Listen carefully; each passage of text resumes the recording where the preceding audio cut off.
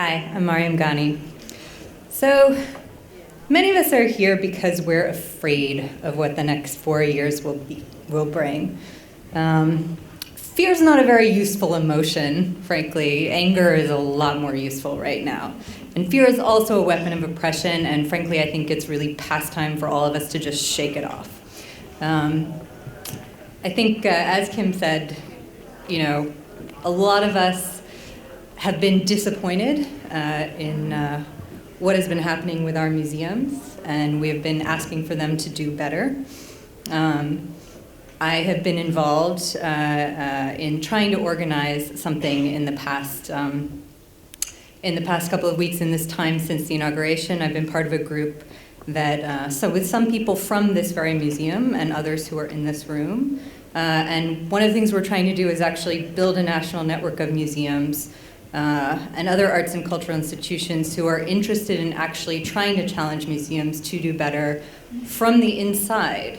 Because within every institution, I believe there are people who are interested in trying to do better.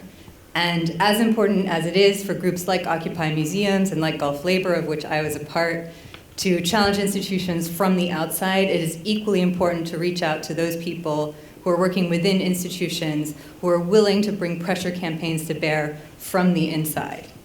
And this is what we are starting to build. So this new network, for which we have not yet figured out a name, and if anyone has ideas, that would be great, would be a platform or a cooperative or a coalition or a solidarity network, really. It would be a tool for sharing information and programs across geographical divides. It would be an agent of resistance and change within institutions. It would be a system for developing and supporting inclusive programs that create spaces for protected civic discourse, for dissent, and for solidarity. It's really about trying to find arts and cultural institutions that are interested in expanding or reimagining their roles as part of the public sphere. And it would also be a network of networks that links institutions to community, civic, activist, academic, artist-initiated, and other groups that are interested in engaging critically with the possibilities and the limits of public space as provided by art institutions. So if you're interested in joining, collaborating, helping organize, or think through this, come talk to me, or to Megan, or to Lily, or join our session at the dispatch party at Cooper later. I also want to say talk to you a little bit about the reasons why I was interested in doing this. And I really feel like we need to chase fear with radical understanding. We need to fight hate with radical love. We need to face bigotry with radical compassion. And I say radical because we're going to have to dig down deep to find those reserves of compassion and understanding and love. Enough empathy to last us through what comes next, which is we can't stay on our side of those tidy little lines that have been drawn to divide this country up into parts and parties. We can't talk only to people who agree with us, as in this lovely room. We can't stay safe in our coastal cities, and we need to make these kinds of conversations possible in places where they aren't yet happening. And we need a framework of support for conversations like these in places where they might pose real threats to the status quo. And in short, we really need to make art dangerous again.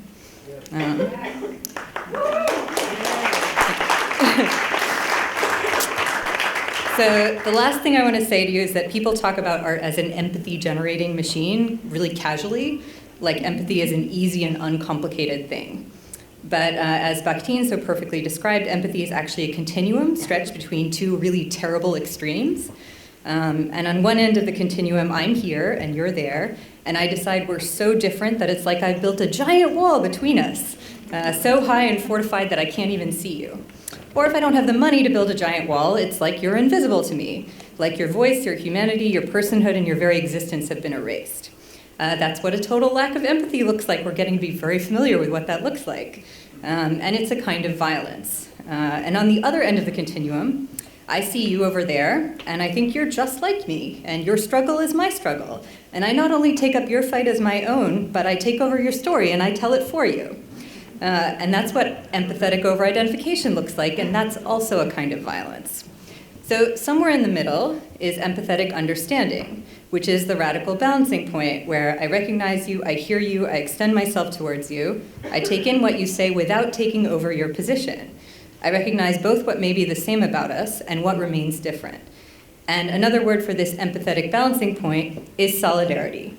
So I'd like to encourage us all to think about art as a generator of solidarity instead of an empathy machine. Let's be a little more precise about it. And let's all be in solidarity today. Thank you.